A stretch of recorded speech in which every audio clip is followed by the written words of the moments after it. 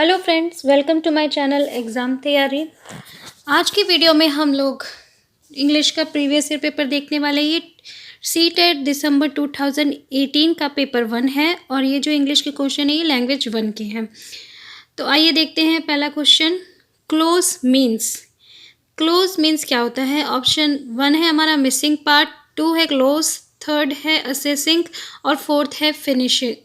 तो इसका जो सही आंसर है वो है फर्स्ट, मिसिंग पार्ट। देखिए क्लोज क्या होता है, क्लोज टेस्ट होते हैं। क्लोज टेस्ट बिल्कुल फिलिंग द ब्लैंक्स की तरह ही होते हैं। उसमें क्या होता है, सेंटेंस में कुछ कुछ वर्ड्स को छोड़ दिया जाता है और उनकी जगह पे स्पेस रखा जाता है। फिर जिससे टेस्ट लिया जाता है उसको क्या है, उस कोई भी वर्ड वहाँ पे भर के उस सेंटेंस को कंप्लीट करना होता है। तो इसलिए क्लोज का मतलब होता है मिसिंग पार्ट। नेक्स्ट क्वेश्चन है the last stage of writing is, यानी राइटिंग की स्टेजेस होती हैं। जब हम राइटिंग सिखाते हैं तो स्टेजेस होती हैं, तो इसमें जो राइटिंग की लास्ट स्टेज है वो आपको बतानी है। पहला है गाइडेड राइटिंग, दूसरा है फ्री राइटिंग, तीसरा है एडवांस राइटिंग और चौथा है कंट्रोल राइटिंग। तो राइटिंग की जो लास्ट स्टेज होती है वो है एडवांस राइटिंग, यानी कि जब हम नॉर्मल राइटिंग जो है बच्चा सीख जाता है तो सबसे लास्ट स्टेज जो आती है वो होती है एडवांस राइटिंग। ठीक है। नेक्स्ट क्वेश्चन देखिए, ये जो पेपर है ना इसमें बिल्कुल डिफरेंट तरह के ही साइकोलॉजिकल क्वेश्चंस आए थे। मतलब साइकोलॉजिकल क्या, जो इंग्लिश के बारे में डिटेल में ज़्यादा चीज़ें आई थी। नेक्स्ट क्वेश्चन है हमारा the procedure of alphabetic method is. तो यहाँ पे 4 ऑप्शन दिए हैं आपको। सीक्वेंस आपको सही बताना है कि कौन सा सीक्वेंस जो है अल्फ़ाबेटिक मेथड का वो सही है। तो इसका जो सही आंसर है हमारा वो है option number 4, letter, word, phrases, sentences. यानी कि अल्फ़ाबेटिकल मेथड जो है उसमें सबसे पहले लेटर आता है, देन वर्ड्स आते हैं और उसके बाद फ्रेजेस आती हैं और उसके बाद सेंटेंसेस आते हैं। नेक्स्ट क्वेश्चन देखते हैं। You ask what has my government done for you. I can answer in 2 words, a lot. The question put up here is, यानी यहाँ पे जो क्वेश्चन रखा गया है वो कैसा है। पहला है stylized, second a prompt, third explanatory और फोर्थ रिहेटोरिकल। तो देखिए यहाँ पे क्वेश्चन पूछा गया कि you ask what has my government done for you, I can answer in 2 words, a lot। तो यहाँ पे जो हमारा सही आंसर है वह है ऑप्शन नंबर 4, रिहेटोरिकल। रिहेटोरिकल एक फिगर ऑफ स्पीच है, यहाँ पे उस फिगर ऑफ स्पीच का यूज़ किया गया है। नेक्स्ट क्वेश्चन देखते हैं। नेक्स्ट क्वेश्चन है according to the observation in the national curriculum framework 2005 English is a dash language in India. Option 1 है फॉरेन, ऑप्शन 2 है फर्स्ट, ऑप्शन 3 है ग्लोबल और ऑप्शन 4 है सेकंड। तो अभी मैंने आपको एनसीएफ कराया था और उसमें बताया भी था कि एनसीएफ 2005 में बताया गया है कि इंग्लिश क्या है, इंग्लिश एक ग्लोबल लैंग्वेज है। तो हमारा आंसर जो है वो 3rd सही होगा। ठीक है। नेक्स्ट क्वेश्चन देखते हैं। नेक्स्ट क्वेश्चन है हमारा रीड द एक्सचेंज। टीचर ने बोला है shall we go out to the garden and find out the name of those flower near the corridor. Student बोलता है यस, यस या। फिर टीचर ने रिप्लाई किया यस मैम प्लीज़, यानी बच्चा जो यहाँ पे क्या डर डर के यस बोल रहा था। तो हेयर द टीचर ने क्या किया है, make a polite suggestion to start reading, confirms the students request, third offer an alternative language activity या fourth relates language function with politeness. तो टीचर ने क्या किया, टीचर ने यहाँ पे देखिए क्या बताया, यस मैम प्लीज़, यानी टीचर ने बोल के बताया कि आपको ऐसे रिप्लाई करना चाहिए। तो हमारा जो 4th ऑप्शन है कि relates language function with politeness, ये हमारा सही आंसर होगा। ठीक है। नेक्स्ट क्वेश्चन देखते हैं। नेक्स्ट क्वेश्चन है विच one of the following helps in learning the second language without using the printed text. यानी इसमें से कौन सी यहाँ पे मेथड और अप्रोच दिए हैं, तो कौन सा मेथड अप्रोच है जिसमें हम बिना प्रिंटेड टेक्स्ट का यूज़ किए हुए सेकेंड लैंग्वेज को सिखाते हैं। ऑप्शन फर्स्ट है लैंग्वेज इमर्शन, सेकेंड है ग्रामर ट्रांसलेशन मेथड, थर्ड है सिचुएशनल अप्रोच और फोर्थ है नेचुरल अप्रोच। तो इसका सही आंसर हमारा है फर्स्ट, लैंग्वेज इमर्शन। इसमें हम इंस्ट्रक्शन उसी लैंग्वेज में देते हैं जिसमें बच्चे को सिखाना है, ठीक है। बच्चा सुन के फिर उस लैंग्वेज को सीखता है। नेक्स्ट क्वेश्चन है iconic mode of learning is based on the system of using. Iconic mode of learning की बात की गई है, तो उसमें क्या यूज़ किया जाता है।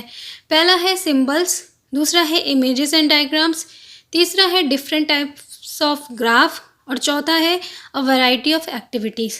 तो देखिए iconic mode of learning, iconic icons क्या होते हैं, चित्र और डायग्राम्स, ठीक है। चित्र बने होते हैं ना, जैसे इमेजेस एंड डायग्राम, जैसे आप कंप्यूटर पे भी देखते हो आइकन्स या आपके मोबाइल पे भी। तो सेकेंड ऑप्शन हमारा सही है।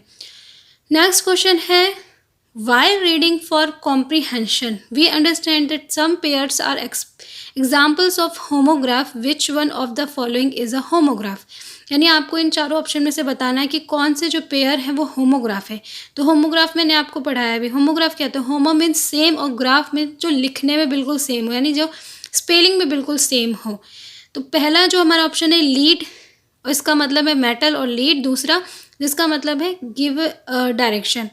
तो बाकी सब में आप देखेंगे सब में अलग है, जैसे मेल और मेल की भी स्पेलिंग अलग है। सिर्फ फर्स्ट वाला जो है आप देखेंगे कि लीड और लीड दोनों ही लीड की जो है स्पेलिंग सेम है, लेकिन उनका मतलब अलग है।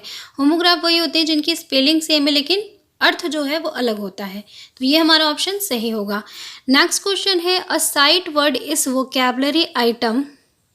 फर्स्ट है that is to be learned by heart. Sight word आपको बताना क्या होता है। सेकेंड है that the reader recognise and find meaningful on sight without a complicated analysis.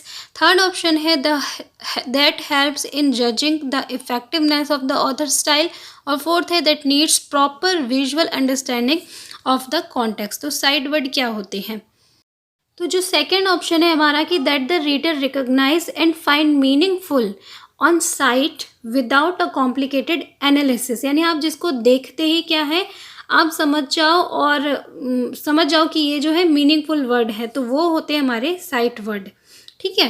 Next question देखते हैं विच one of the following method is suggested for teaching grammar eight primary level.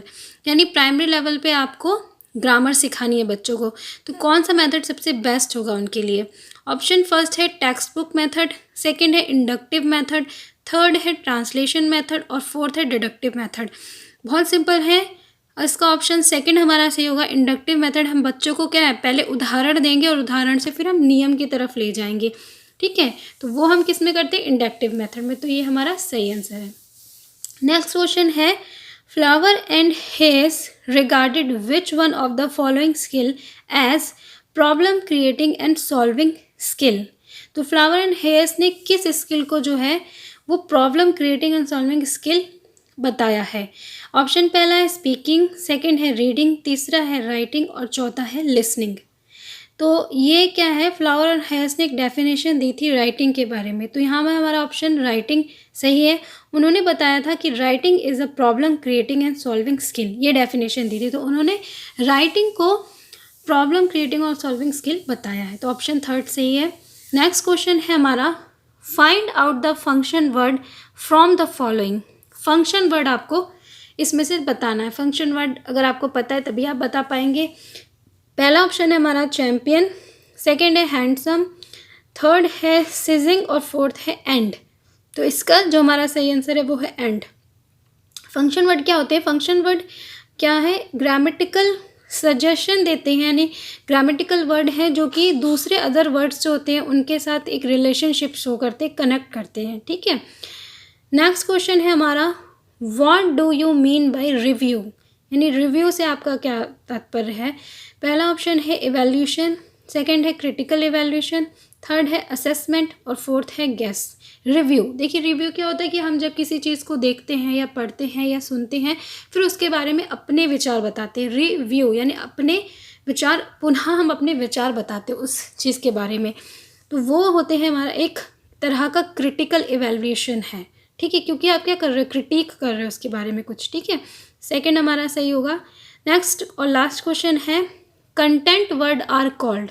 Content word क्या होते हैं, पहला option है grammatical word है, second है lexical word है, थर्ड है एम्प्टी वर्ड्स हैं, या फोर्थ है फंक्टर्स हैं, ठीक है। तो कंटेंट वर्ड जो होते हैं वो लेक्सिकल वर्ड होते हैं, मैंने इस पे वीडियो भी बनाया, उसमें बताया भी है आपको। तो ये जो पेपर था उसमें बहुत ही डिफरेंट तरह के क्वेश्चन आए थे, तो इसलिए मुझे लगा कि आप लोगों को ये पेपर जो है कराना ज़रूरी है। नई चीज़ें आपको देखने को मिली होंगी। आई होप आपको सभी क्वेश्चन अच्छे से समझ में आए हों। कोई डाउट होगा तो मुझे ज़रूर बताइएगा कमेंट सेक्शन में। मिलती हूँ आपसे नेक्स्ट वीडियो में, तब तक के लिए बाय बाय।